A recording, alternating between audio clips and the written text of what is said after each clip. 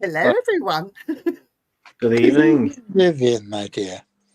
Well, I don't know what's gone wrong, but I'm having some issues with the Simply Spooky network on Facebook. So, guys, if you're looking for it, It hasn't there, at the top, has it? no.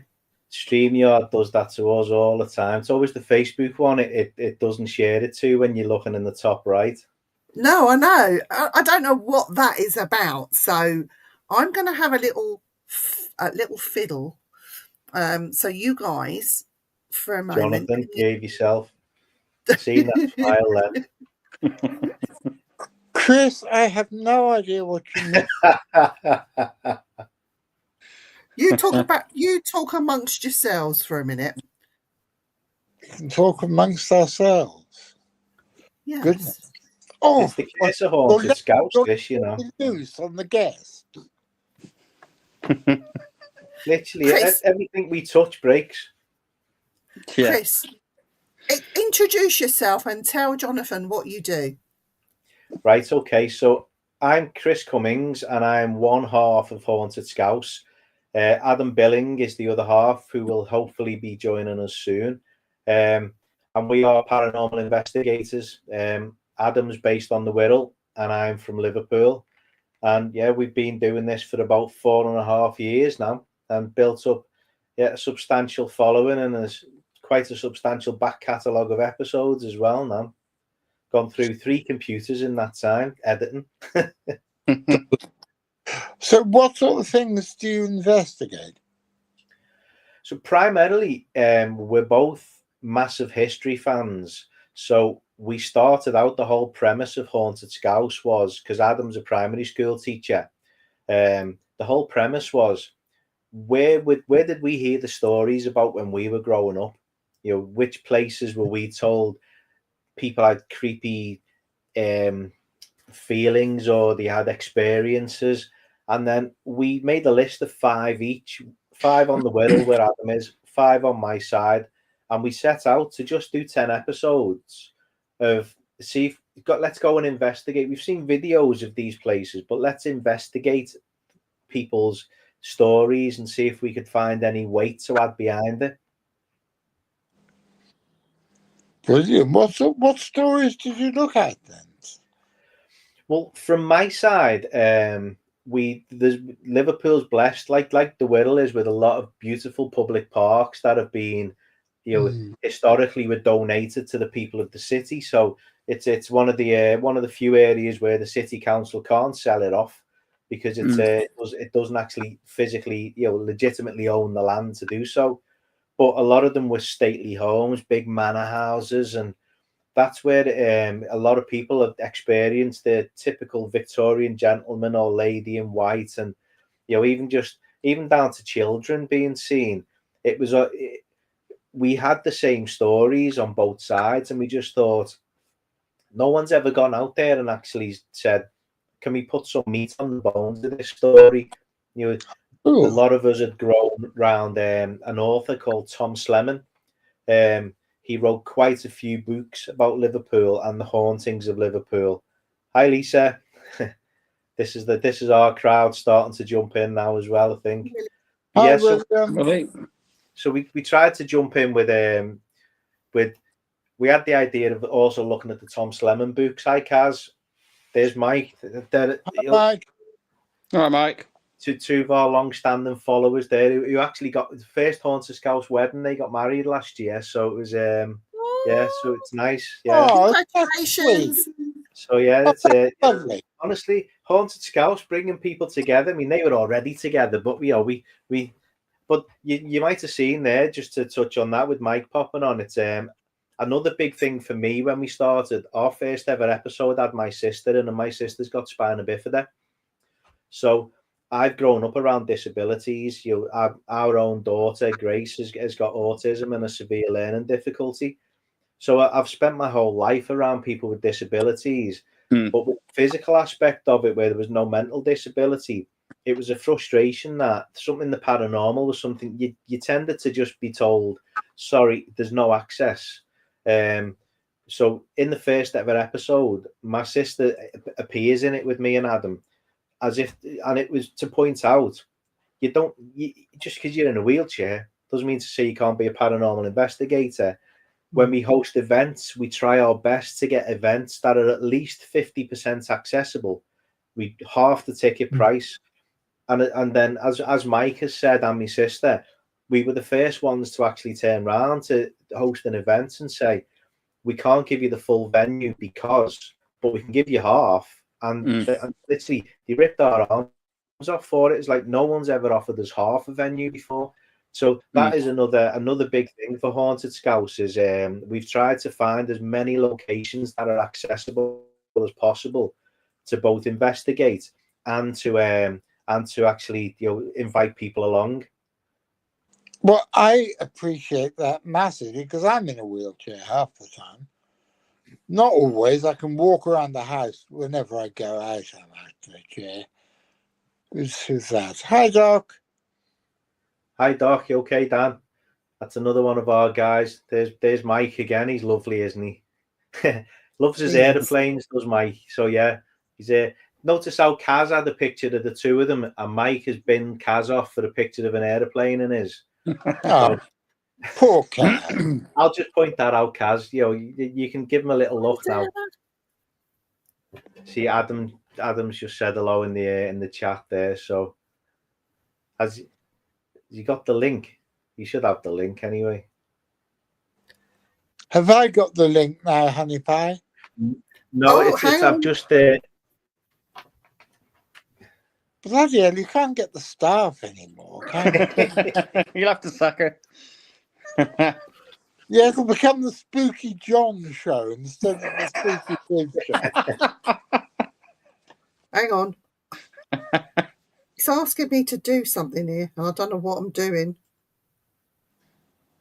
I'll have to get some tips off of Chris because he knows what he's doing. Yeah, well, we were contemplating stopping using StreamYard because they put the bloody price up so much. When you stop using them, they give you a special discount for 6 months. So that when you come out, they entice you back in again.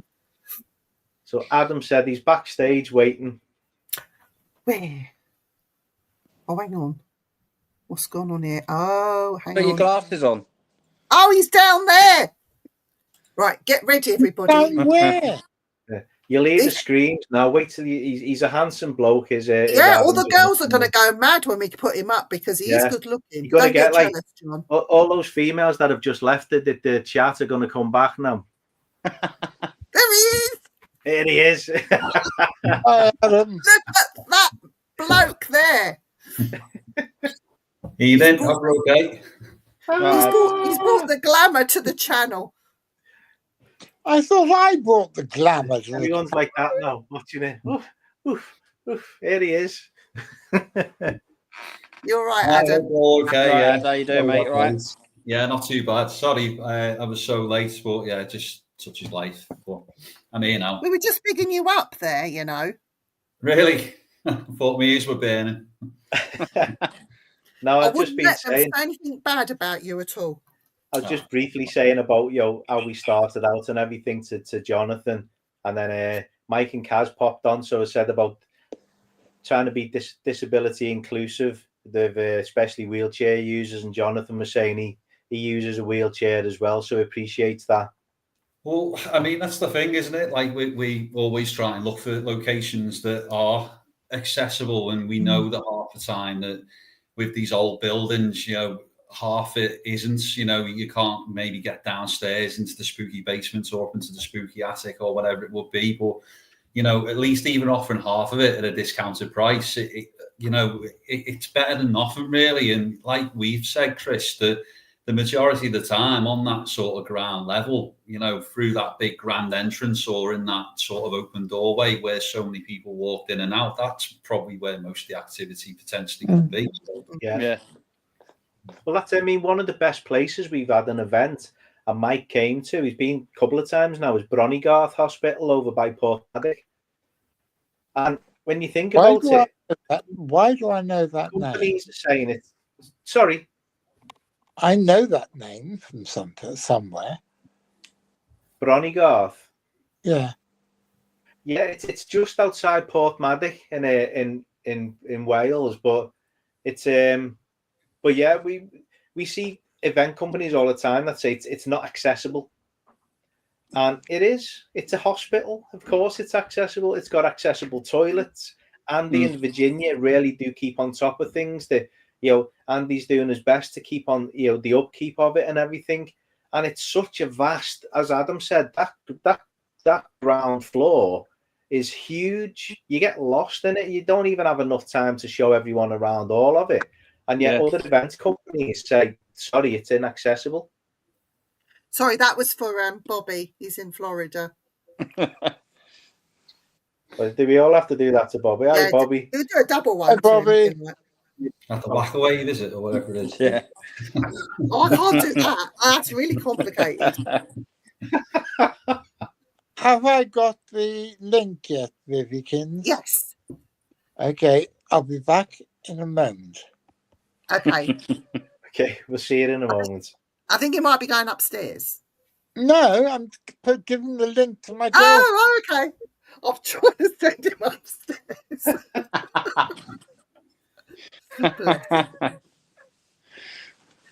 We didn't. We did introduce Adam to Jonathan. Sorry. You're losing the plot. I am. I'm not very well. I've got this viral infection, and I've got a chesty cough and blocked ears and all the rest of it, and just feeling sorry for myself because I still have to go to work and do everything else. You're turning out to be like Sick Note. I'm not. You just behave yourself, you.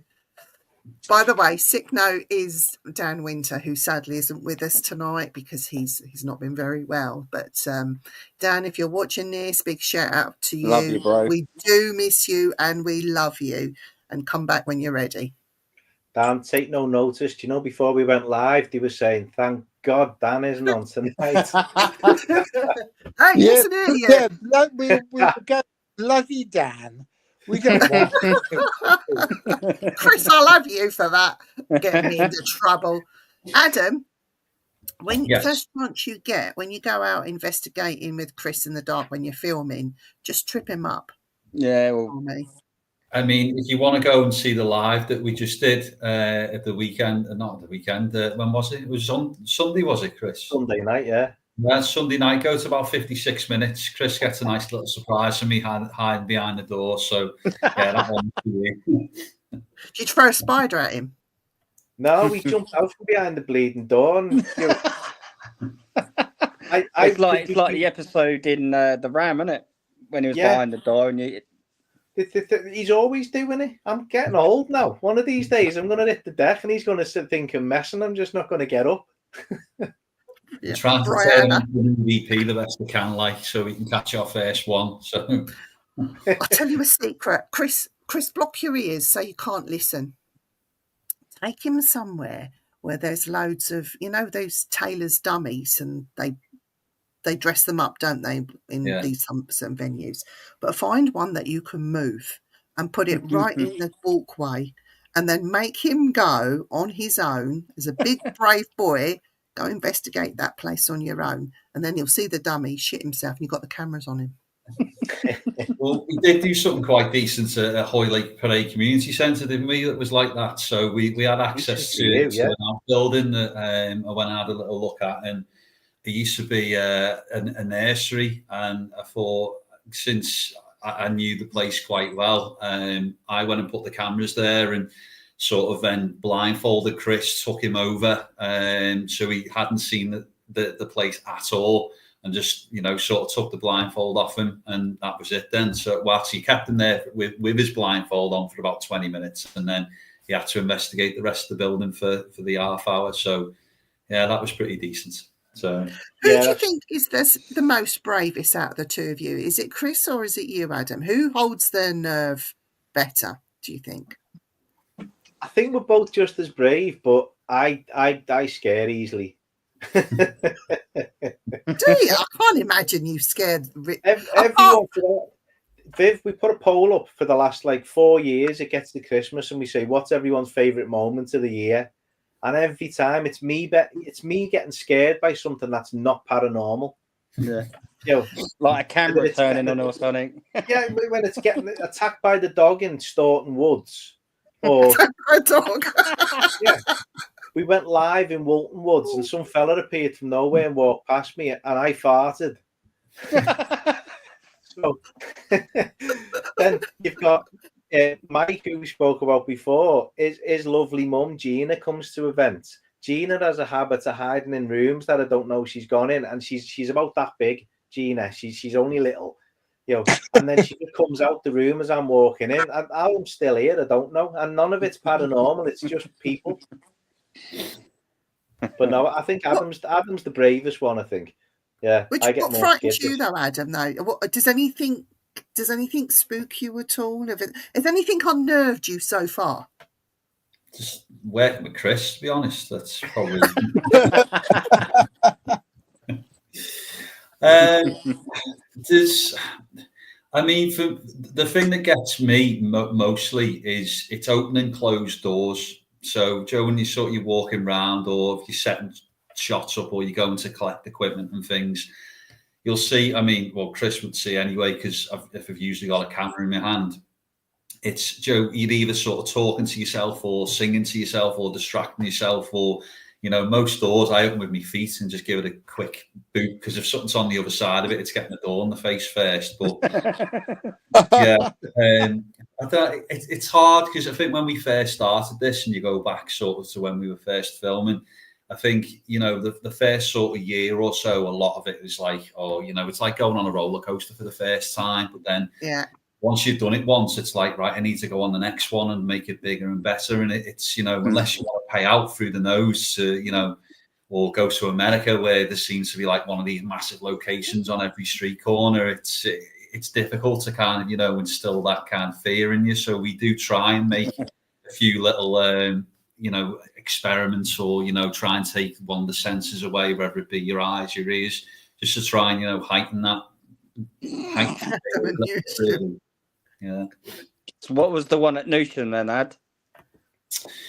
Well, that would be the chair in the cinema room, potentially. Or it might have been when no, it's probably when the door closed, wasn't it, upstairs? I think. In museum. I mean, I don't know. Are you sure it wasn't in the woods when Chris farted? Well, I mean, that poor fella off the back end of that, like. Did it smell? Could you just imagine being live on camera, catching somebody else's guff, and then like on camera, I just like cut, we can't go live. Well, I mean, it was more so you saw him walking away like that. Have a look out for it. The poor fella, but he did appear from nowhere, and we were live on YouTube, investigating. But as the fella, just as the phone, I've turned my phone round, he caught the fella going past, but he's like that. That made it even better, But then we both had microphones on, and the microphone picked it up, which was even better. If you was to mark it from out of 10, what would you have given that one? A 10. What? Yeah. Oh, it's got to be a 9.5. That for the reaction off the fella, because somewhere there's a fella that keeps telling people about two strange blokes who were filming themselves farting. Well, I'm sure there's a specialist YouTube channel for that somewhere. I might have to try and find it, because I do tend to have a habit of it, but my wife stops me from releasing the videos, so Adam does nickname me Windy Miller. Yeah, you said, both of you, that you've been out and investigated in woods and places like that. Have you? Because we've got one of the country's leading cryptozoologists sitting right down there, Mr. Downs. Have you seen any weird or strange animals on your travels, or have you thought that you've seen something and then brushed it off? I'm from Birkenhead, so I see quite a few. That's the Friday and Saturday night, isn't it? Jokes. Probably where I'm from. It's no, I mean, most of the time it's pitch black, so I can't really say that I have. No, I think the closest we've come. I was waiting for our crew to start putting the word blue in the comments, because that was the name of the dog that ran up on me in Staunton Woods. I'm not messing. The dog, it was a big fella. The fella was on the back of it when it came towards me. It was that big. But I mean, when I've done reviews of the footage, there's been times when we've thought we've heard something, but I think it's more like sometimes you just capture like potentially a growl, and you're not quite sure because you don't know every animal that's there, and obviously if you're out and it's windy, a heavy tree branch can make it a low as it moves. But I think we tend to because you're standing on stuff, you're making that much noise. I don't think we've ever come across anything where we've kind of gone, what was that? But yeah, there's been a couple of times editing where you just pick something up because I edit with headphones on that we've missed on the night. And when you enhance it, you're kind of glad you missed it on the night, because it's not something you don't want to hear it and then go, how far is it to the car again?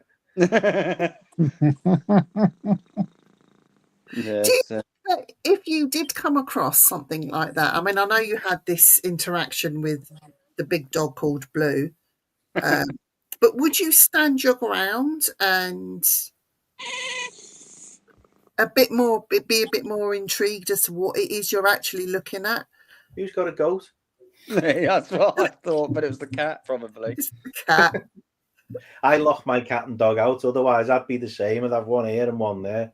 Yeah, bring him in. We don't mind. Sorry, what was the question, Viv? I was completely thrown by the goat then.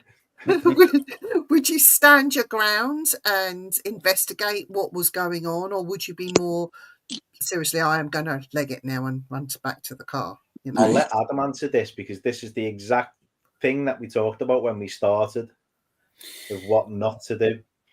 I think since we started this, as most people probably growing up and watching paranormal things on telly, and you always sat on your couch sort of shouting at the screen, like, you hear a noise, or go and see what it is.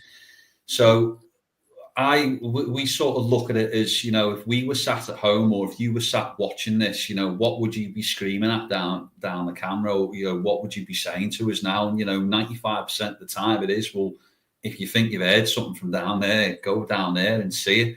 Yeah. So it's indoors in a controlled environment, it's much easier. Obviously outdoors, where you can't control it, as we say, it's it's the fear of sort of the living rather than the dead when you're outdoors, because you don't know who's sort of knocking about. So if it's safe enough to do so outdoors, then most definitely. But indoors, 100%, you hear something or something makes a noise, unless we've got it covered by a lock-off camera, it's going towards it. Yeah. With all the best will in the world, if something does, if it does take that, you've got that flight and fright feeling, isn't it? And if it does take over, with all the best will in the world, you could be the bravest, toughest person in the world, still have that feeling and still be on your toes. I would be. Oh yeah, don't get me wrong. You get you can get that chill comes over you, and you can freeze, and that's, I think, we have, from early days, we set out to try to do something in each episode on our own, or yeah, and it works well, because you can just have that. Like, for instance, we went the second time we went to the Ancient Ram. The first time we went all song and dance, and it was the Halloween special. We had a camera in every room and every corner, and it was like 60 hours of footage to review and condense down to a 2-hour special, to try to make sure that if there's a noise and it's not in the room with us, we want a camera in the room that the noise was in. Yeah. We can back it up. So you haven't got that, oh, something happened there. Well, did it? Well, yeah, because here's the camera here. What made the noise? Nothing moves, but the noise is definitely in that room. And still, if you're on your own and you're doing a solo and you're having to go into that room, it's not the easiest thing in the world. But at the Ancient Ram, when we went back, Adam, to be fair, he was downstairs in the Ancient Ram, and he's just in the threshold of the barn. Yeah. And where they have the rocking chair and like there's a little fireplace. Yeah. You can hear the whispers on his camera, and Adam's commenting, I can hear voices, and you can hear them on the camera, and you know it's not someone on the street because I've got a camera in the witch's room, a camera in the bishop's room, I've got a camera in the men's kitchen, and there's another camera watching me just on my phone because I'm in what we call John's room with the sofa. Yeah. But the voices are clearly picked up, and I've got to admit, when I was watching it back, that's a case of standing your ground. You could see he was like, "Oh, what was that?" And then he's describing what he heard, and then the brilliant thing was the audio captured it, and you think he did actually hear it, but he didn't. He didn't run. You know, he stood his ground on it and went further in. It's like, okay, come to me then. Because there's that many things dangling from the ceiling there that I banged my head on, so I thought I can't run because I'm just going to hurt myself. Would you That's at the say back you're room. braver? That's where we had it, Viv, wasn't it? There. Yeah. Yeah. Would you say you're braver, Adam, than Chris when it comes to? I wouldn't say so, no, because I mean, even some of the things that I've cooked up for him, I still think, oh, you know, I'm not too sure if I'd have done that. I think in our Halloween one that we've got coming up this year, you'll see we did something quite extreme, which I think that definitely got me on edge and definitely tested and pushed me almost to breaking point, really. So. And we can't really give too much of that away because we want you to sort of watch it and get involved with it. But yeah, I think, I don't know, there's a fine line between bravery and stupidity. And I think I fall more on the stupidity side of it really than the And Chris is braver. Yeah, he's definitely more stupid. Yeah, I'll agree there. Yeah. Everyone keeps asking me. I'm more on the stupid side of that line as well. You know, exactly. But everyone keeps asking me. Adam touched on the Hoylake Parade one where he blindfolded me. And I've got to admit, that was, I always say, I couldn't do this with anyone else because I wouldn't trust them. Yeah. You've got, when there's only two of you, if you're going to get a genuine episode, a genuine investigation, you have to trust that person 100%. You can't have any shadow of doubt that they're going to do something because you want it to be genuine. So when he blindfolded me, I trusted him. Wherever he was going to put me, I knew he wasn't going to set me up for a fall. He was just setting me up to be experienced in something we'd never done before. Yeah. So I knew it was safe, but I'd never been in that building before, so I had no idea whatsoever what was around me. I couldn't even build a picture in my head of what the room looked like. So I do have to get my own back on him because everyone keeps asking, what am I going to do? And it's trying to find somewhere that we haven't been. So I'll be honest, mate, I am having an idea. I can message you. Somewhere. I can message you, but you might have to do a long drive to come this way. But I can find you some places. Well, one idea I've got in my head is just like most Haunted when they first started, and they used to blindfold Derek before he went to the God love him, before he went to the location, and they'd make a point of saying he's blindfolded, not like Help My House is Haunted where Ian can see every road sign, he knows where he's going. Derek was blindfolded, and then blindfold was whipped off when he walked through the door, camera and light in his face, saying, "What are you picking up?" Yeah. You know, so I have kind of got an idea like that in my head where it could be a familiar location, but he's not going to know which familiar location it is. But yeah, I don't know. It's difficult. He kind of got me on that one because we'd never been into that area before.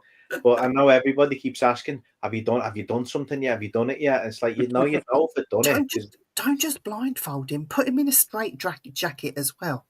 I've done that. I've done that too at Stoke Museum. That did scare you because you felt like something touched your arm and you couldn't move anywhere because you were in the bloody straitjacket. Yeah. Had a blindfold without straitjackets on and was doing the Estes method. That, I mean, to be fair, that took some nuts. That. Right, we got some messages here. Bobby says, I have a picture of what appeared to be a little wicked-looking entity in the basement of one of the original home built in the late 1600s, just outside of Kingston, New York. I'll send you the pic, but it wasn't anything paranormal. I took a few to figure it out. And a video, I think, so he's going to send some details home. Fortean Lair. Hello, everyone, especially Spooky Viv, John, and Lily. Hello. That's V. Who? V. V. V. Hello, V.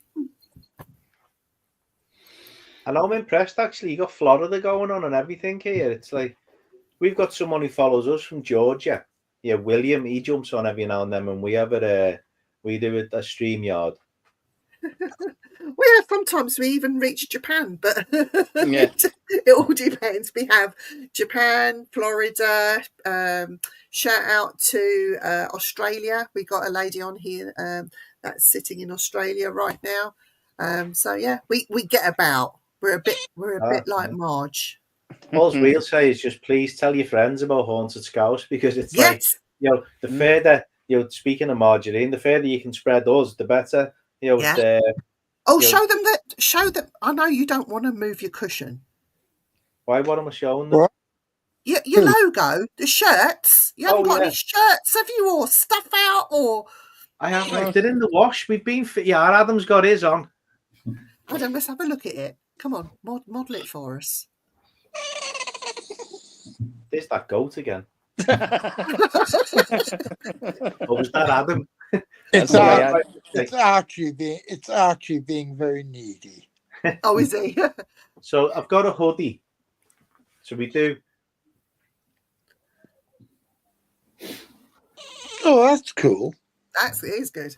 So we do try to design some interesting merch, but all me cushions behind me are Haunted Scouse, look.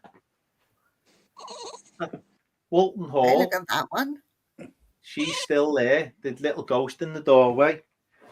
We've got the Griffin, which was the best location we ever had, and the fella decided to turn it into flats. Oh. Story about that. Here's a good one. That's called the Pub Crawl. They're all the pubs in Liverpool that we filmed in, and we've still yet to do the pub crawl. So where can people buy your merch from if they want it? Well, a lot of what we try to do, we have a local company in Liverpool called the Uniform Factory, and we try to work closely with them so they can do our hoodies, t-shirts, polo shirts. They do all the baseball caps and beanie hats, which you'll never see Adam wearing because nothing touches the hair. Don't Then blame we have a spread shop. We've got a spread shop website as well. So they're based in Germany, so they can do like the cups and they can do basically everything. But what we say to our guys, for us, if you're a YouTube channel member for Haunted Scouse, you get 10% off everything we get from the Uniform Factory. If you come to our events, you get 10% off your event tickets as well. So we endeavour to kind of give back rather than just take. Yeah. So, you know, for a lot of the guys who are YouTube channel members, if they attend every event and they buy one or two items every 12 months, then they've well and truly had the YouTube channel membership back in discount. So and that's what we will always do. It's not about making profit. We make a nice amount to tick along because we don't jump through windows. We we want to be able to hire locations, and that's what we do. So as you know, some of them can be £300, £400, £500, but if we host one event and make £400 or £500, straight away we go, right, that's going to pay for that. Yeah. Or we invested in the drone, that was £300. We got a 4K camera that was 350 quid. So that's built in night vision. So we've been able to now do night vision in 4K and things like that. You know, we got microphones that we can clip on when we do live so everyone can hear us. So everything, and our guys know this, everything goes straight back into the channel to make it the best we can. And just provide the best entertainment we can for everyone. Yeah. I think you need to do Haunted Scouse in like red and one in blue. Team Adam and Team Chris. Just have your picture on the back, your face on the back. You're being very provocative, my dear. Oh no. We'd find out who was more popular anyway, wouldn't we? When there's a box full of Chris t-shirts left in the corner. Or you could like just say, right, those that have got the whatever colour Adam happens to be, yeah, you go over with Adam then and I'll take my lot, and then we'll see which one lasts the longest all night, you know, without screaming. I might just get like Chris skull caps with like a baldy head and a pair of glasses, and you know, people can just buy them instead. I reckon they'd sell it. Seriously, I'd reckon that they would sell. As I said, it's you know, it's I wasn't stupid when you know, as soon as I met Adam for the first time, I thought that's someone who's going to bring people to the channel. Not middle-aged dad. But Ian Lair says, well, there's a well-haunted inn in Taunton. Used to be called the Tudor. Maybe you try that one. Have you been there, John? I think I played there back in my previous incarnation as a musician. I think I played. But I haven't been a working musician for 30-odd years now, so I can't. The name rings a bell. That is a dog, by the way, and not a goat. Before anyone it's not a dog and our cat snore, so yeah, make the same noises. Yeah. I'm sorry about this, but Archie's 17 now and is. Oh, bless. He's incredibly affectionate. He spends most of the time sitting on my lap, getting in the way. He's very excited because he's never been this vocal, is he? No, he always likes being on the show, don't you, Al? See, my dog does that, but the noise comes out the other end. Woo Riders, DG, is there any location on Earth where there is more supernatural stuff overall more than other locations, in your opinion? Well, sort of, but no. Ever since John Keel came up with the idea of window areas back in the late 1960s, early 1970s, people have thought that there were certain locations which are spookier than others. But I've done some experiments over the years and I've just gone to places at random and done deep dives through their newspaper reference libraries, and I found that anywhere you go, there's weird shit happens. Yeah. And if you look hard enough, you'll find it. Yeah, I mean, we were very, very lucky. We'll come back to that one, Viv, from Lisa, because obviously you've been to the salutation. Oh, yes, I've got a story about that one. we were very lucky, is that we managed to get into quite a few Liverpool pubs during lockdown. So we would be out filming in Liverpool city centre, and not a car on the road, no taxis, just getting attacked by seagulls, because the goats took over Llandudno, but the seagulls took over every other city and town. But we were managed to get into these places, and the landlords and landladies were absolutely amazing with us, and just we went to one place and they brought big tray of sandwiches and everything, and it's like we'd love to go back now because we'd be less professional now and go, right, let's sit down and have a scram first before we start filming. Whereas we were like, oh, thanks very much, I'll take one of them with me. And you're thinking, that looks nice, that. But we were trying to act all professional then. But yeah, we got, I think because those locations had been starved of people, there was a kind of atmosphere in there that what you captured was the spirit seemed intrigued by what you were doing. It was, we've not seen anyone for a while, and it was really interesting getting in some of these places. And then it's nice. It was lovely when they were back open again, and you realise you could never do that again. No, you know, it's a nice thing to have that back catalogue of the pub episodes, and know that nobody can ever do that again, because it'll never happen again. You know, it's so yeah. I think when it comes to locations, I think it just depends. You know, what can feel the most comfortable location can be the most active, and what can look like the creepiest location can be the least active. What is your most favourite, and you have to pick one that you've done so far?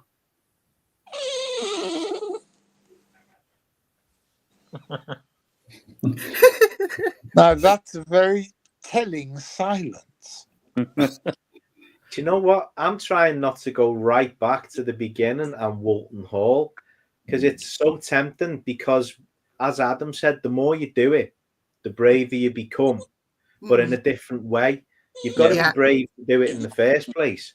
But I think the more you do it, the braver you become. And you remember you've got a camera in your hand as well. When you first start out, something makes you jump. Your camera's that way. The noise was over there. You forget to turn the camera because you're looking at where it was. But I think from all the places we've been to since, I really enjoyed the Epstein Theatre in Liverpool. That was really, and I spoke it before we went before we went live. I said about the curse of Haunted Scouse. That started off about the weather. Every time we did an event, the weather was apocalyptic rain. Everyone was saying it's a curse, it's Haunted Scouse. We've got merch now with a little ghost with an umbrella in the rain. So it's so when we did the Epstein Theatre, and then 6 months later it closed, and we were like, oh, we've done it again. It's like everything we touched shut down. But thankfully, the curse is now broken, because the Epstein's opening back up this month, thankfully, after about 12 months. So brilliant news. But that inside the auditorium, for me, there was just a feel to that. And I did actually corner of the eye see a gentleman stood amongst the seats there as well. What about you, Adam? Have you thought of your favourite? Yeah, I definitely agree with Chris on Walton Hall, because that's sort of the first time we did, we did really have a full building to ourselves, and within a controlled sort of environment as well. But I mean, Bidston Hill over on our side is on the Wirral. Is that takes some stones, like parking up there and having to walk pretty much, a mile sort of through the forest and right the way up the hillside and things, and doing that on your own. I think that was a massive sort of tick for me. And I think every time we've been up Bidston Hill, something always happens. So I think outdoor, I'd say Bidston Hill. Indoor, I mean, again, if I can't say Walton Hall, I'll probably go with somewhere like Hoylake Way Community Centre, which again, it's just a great location. It's so active, and it's so it's accessible. It's you can hire it for buttons really, and your money that you're hiring, it goes back into that community centre as well to sort of keep it open and keep it funded. So. For somewhere like that we just thought, it used to be a school back in the heyday, but it's being repurposed now. It is being used. At least it's whatever the higher price. We put good money in there, not expecting anything. And even our guys probably in the chat now, they love it. They can't get enough of it. They want to go back there all the time, because every time we're there, something new and exciting and different happens. And it's just brilliant. So. That's another thing with our crowd. So Dan, Doc, and his wonderful wife Tabitha is our researcher now. She's officially on board as our researcher, Tabs. So when I get to sound really clever doing a voiceover at the start of the episode, but it's all not, Tabitha's work. it's just me reading out what Tabs has done, because Tabs she's an archaeology and history graduate. So yeah, they've got, like, between her and Doc, they've got a house full of kids, and she still finds time to research locations for us. So when I do the edit, we can fatten it out. And if we use like a Spirit Talker app, or we use the S-Box Spirit Radio, if anything comes through, then Tabitha's give us, she goes back through the census, finds old pictures and everything. It's amazing, some of the stuff she's brought up. Even a talking fish. Well, at least it's not a talking mongoose. Yeah. Well, but that's another story. Actually, we were saying there was no cryptids, but I mean, we did, like, I just said there was a talking fish that came up when we did St. John's Tower, the Radio City Tower in Liverpool. Tabitha's research turned up that there was a talking fish that was down. There's a shadow figure behind you there, Viv. Oh, that's only Andy. But yeah, there was a talking fish that was that lived in a brothel at the bottom of St. John's Tower. Hang on, we've got a story that's got a brothel and talking fish. And it went to court. It's actually in the court documents that the woman that owned the brothel had bought a talking fish off a fella from Malta, and he'd employed a fella from Portugal to look after the fish, to do such things as, you'll love this, give the fish a bath after it had had its tea. Oh. And this is a location that we've gone to investigate that's 400 feet above the skyline of Liverpool. So, it's just madness that, when you get something like that out, fish, we were just like, well, you couldn't have got a more stupid word, we were being so high up. But yeah, it's just really interesting. It just does an arc go to show the research behind it that she does. We throw a lot of it away, and then all of a sudden I've got to go back and get it. So yeah. Do we know what sort of fish it was? I don't think the article mentioned it. It just went on about how much laughter there was from the public gallery while this gentleman was trying to keep a straight face while he talked about what his duties were to care for this talking fish. But it's official doc. There's Dan, Tabitha's husband, saying there, it's like, when they didn't know that we got the word fish, because Tabitha did the research before what we do now is, if we do a Spirit Talker session, we give her the Spirit Talker session with the words, and then we still know it's factual what comes up, but it helps with the research, because if there's a name, Tabitha can put that name next to it, so it saves going back and going, look at that name. For instance, we went to Chirk Mill in Wrexham, and we got the name Fred and the name Johnson not far after each other. I think it was like one word in between. And Tabitha's research turned up that there was a Reverend Frederick Johnson that resided at Chirk Mill.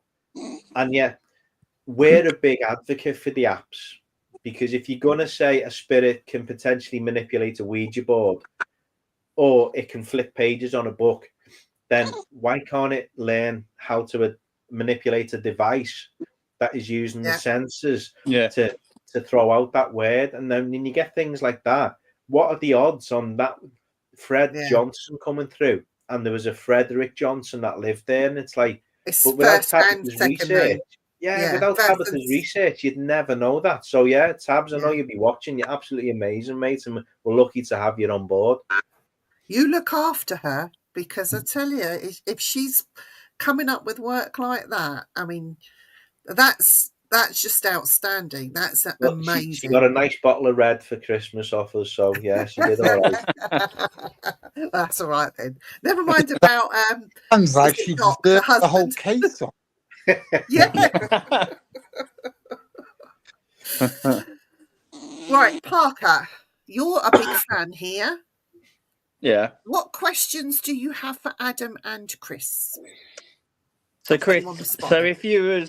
if I was an outsider that started ghost hunting, what equipment would you say to take, and how would you contact venues? So equipment wise, I know Adam always says like the best equipment is your eyes and your ears, and I completely agree. Yeah. But we always say, like, for instance, what I like about the Spirit Talker is that the guy who has created it puts on Spotted Ghosts, puts on his YouTube channel tutorials on how it works, how to use it correctly. And I like that about it. He's open and honest, and he explains what sensors it's using. So we would always say the Spirit Talker is a great app to have. An S-Box is brilliant, but if you're going to take an S-Box to a location, then you really need to be brave, because there's nothing creepier than being in a location, putting that S-Box on, especially if you're on your own, and then you've got no idea what's going on around you, and then you switch it off, and it's quieter than quiet. Your senses are heightened for your hearing. So an S-Box is a great one as well. It's and then I say locations wise, all we would say is we've said this to a lot of up and coming teams, and they've said think about locations, and we said, have you got any old pubs in your area? And we've said, any old community centres, or like now we've started to investigate some Masonic temples over on the Wirral, and they've one of which is Clifton Hall that we were back at on Sunday. And since we put an episode out, Most Haunted have been there and filmed an episode. So we know Most Haunted watchers, which is great. They've been there and filmed. Most Haunted are going back to host their events there like ourselves now. So, and all the money that's being raised is going towards installing a lift in the venue. So again, people think of Masonic lodges as they all see trouser leg and funny handshakes and that. And but what they do for charity is overlooked a lot of the time, and it's great that we've now got Wallasey Masonic Lodge on our books as well for events and filming. And the same, the money, we went in there to film the other weekend. They had a big table set up for donations of food for a food bank. And it's just great to get into these places. As Adam said, Hoylake's another one. It's a community centre. We've managed to, since we put the episode out of that and put all the contact details, a lot of teams have been in touch to hire there, and we've offered a bit of advice on where to price it and what questions to ask, so you're not getting ripped off as a location, but you're making it accessible for people. A team of 5, I always say if you can't afford £50 to hire a location, then you shouldn't be doing it for that. Go find somewhere outdoors, because £50 is the least you should be paying to get a good venue. Yeah. And if something costs £250, 5 of you should easily be able to put £50 each in, because that venue's got to, you're going to be using their power. That venue's got to also pay bills. Then the main thing for going into indoor locations is insurance. Get public liability insurance in your team's name, because if anything happens, your insurance covers it. If you don't have that and they go after you, you're losing your house. Yeah. So, if Haunted Scouse had quite a bit of money, what locations would you do, either in the UK or Europe or anywhere? I mean, if I had a bit of money, I'd be as far away from Chris as I can.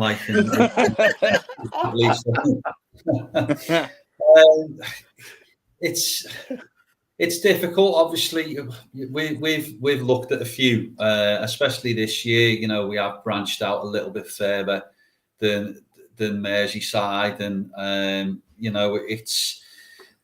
it's hard because some of the places where we've been, on paper and visually have looked amazing, and then we haven't been able maybe to get down there and sort of look at what's available to us. And then when we've sort of got there, it's a bit like, well, this is a bit, especially with certain buildings that will hire their sort of, like, there's a great little section in this place, and but someone's bought that space now, it's an art workshop or it's a studio or it's this, and it's like, I've seen like YouTube videos of like 2 years ago, and it's like what you had access to. So yeah, definitely let's do it. And then half it's like not accessible now, or they're doing it up. So I mean, like I say, I mean, if money was no object, some of the places in America would be absolutely fantastic. I think jails and places like that in America love to do it, because they're just, we don't really have anything like that here, on the sort of that's that kind of scale and size. But I mean, I think somewhere like over in Ireland potentially would be a good sort of start to maybe test the water. I know Scotland's got a few great places, but I think some of the history over in Ireland and some of the locations there would be, really, really interesting to maybe kind of dip your toe in. And then, who knows? But, just getting back onto what you guys were saying, I think how we started is, I've got a park down at the end of my road, and, I heard this story when I was a kid about that graveyard, and, that's how we began. And, and it sort of just progressed into this now quite naturally. And you find that more people are knocking on our door now saying, "Oh, come and investigate our place as well." So it's great. That's good. I want to put you both on a ferry and send you over to the Isle of Man, because not enough has been investigated over there. And you're not far away from the Isle of Man. So I'll send this on his own. Please don't forget the Isle of Man. And not when the TT races are on, because you'll get run over. Maybe that's an idea for when I blindfold Adam and don't tell him where he's going. Yes. And I'll stay here. Ferry. Yeah, I'll just don't take your blindfold off till I ring you.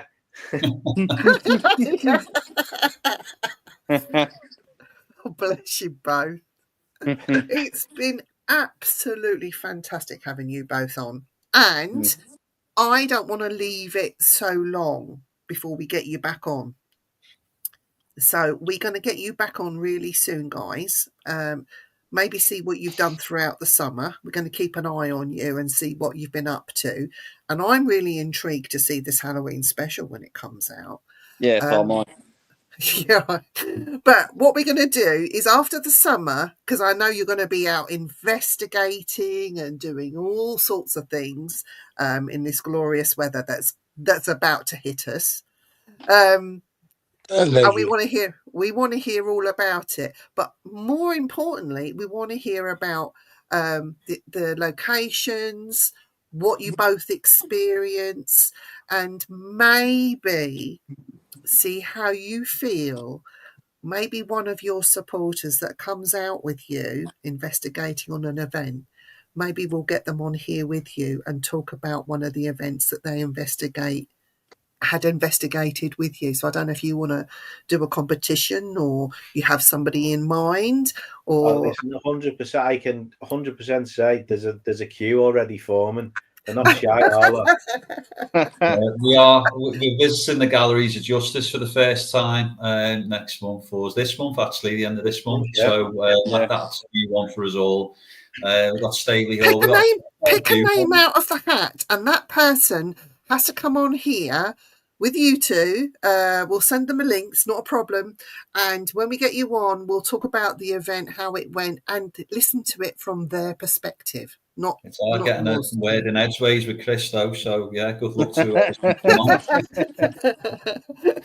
We'll just get Suzanne to bring the tape out and just duct tape his mouth up.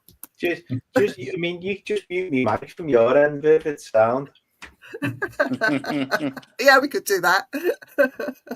But yeah, you mustn't be so nasty to the guests, Vivian. Well, I've known Chris for a long, long time, and Adam. We've known him a few years, you know. Well, it's Chris you're being nasty to. Oh no, Chris loves it. Chris knows that we don't mean it. We love him. I'm in a house with two teenage daughters and a wife, so I'm used to it. I know my place. I can imagine. No, but Adam and Chris, they're brilliant guys. Keep doing what you're doing. We are very interested in what you do and what you've got coming up next. And we want to see this keep going from strength to strength. So, Chris, you're not going anywhere, and neither are you, Adam. So if those thoughts come into your head, let them be there for a second, and then they can do one, because we want more Haunted Scouse. And I can't thank you both enough. It's been a brilliant show tonight, and I know as much as we laugh and joke, we do entertain. We do like your entertainment, and also the serious side of it as well, because I know you like to entertain us, but there is this fascinating, well, what is it? What am I seeing? What am I doing here? And we actually do learn little bits and pieces from you as you go along. I know you say that you're learning all the time yourselves anyway, but we actually, as we sit and watch what you're doing, you're also educating us. And I know, Adam, you're an educator anyway. I'm not talking about that. I'm talking about the paranormal side. So keep doing what you're doing, and we want to hear more of you after the summer, when you've got your busy time done, and hopefully Adam gets a bit of a rest because during the summer holidays. But we want to get you back after the summer, and we want to hear all about what you've been doing and what your plans are for the rest of the year. Is that all right with you guys? That's great, yeah. Yeah, because to be honest, we didn't even touch on the fact that since we last chatted, we filmed with the BBC and everything, haven't we? So yeah, no, we've got loads to talk about. Yeah. Still lots, yeah. Friends Still in high loads more to places, talk us about. now. And also we want one of your guests to come on to tell us all about you two, warts and all, what's been going on behind the scenes that you're hiding from us, what they've seen and what's going on and how they enjoyed your event. So I think that would be fantastic if we could, if that's all right with you. Yeah, that sounds like a good idea. We'll leave that side of things for you I to said decide. it sounds like a good idea, but we'll see how that pans out, like with our lot. They know us too well now. That's the problem. There's no rabbit in the headlights with our lot now. It's all like, oh, that's just Adam, that's just Chris. Oh, bless you both. Well, we're gonna let you go, because you've done an hour with us, and we appreciate your time and everything. We want to keep you away from your families for too long. But Jonathan, you got anything you want to add before we leave? Yeah, I was just going to say, guys, if there's anything I can do to help, if anything comes up, animal-wise, or if there's anything we can do to help, just get in touch. Thank you. Much appreciated. And yeah, Viv as well, thanks so much. It's always great to chat to you, and obviously there is a lot of our lot in the chat there, so hopefully you're all sort of signed up and subscribed, and you're following Spooky Viv and the guys and the great work that they do as well. And Parker, I know you're a big fan. What do you want to say to the boys? Go on, we'll leave the last words with you. Just good luck, lads. Just live your dreams. You know what I mean? It's do what you got to do and do the best of it. You're doing the best anyway, so just do it more. Start enjoying it, mate, isn't it? Really, and that's it. First and foremost, if you don't enjoy it, there's no point in doing it. Yeah. So, I think the very sort of small percentage will ever sort of turn a profit from this. So I think it has got to be about just enjoying it and just just have a laugh and a joke with your pals, isn't it? Yeah, exactly. Right, guys, you two stay where you are. Don't go anywhere. That's Adam and Chris and Jonathan and Parker. Stay where you are. We will be back next week. We have the wonderful Barry Fitzgerald joining us, where we'll be talking all things Ireland. So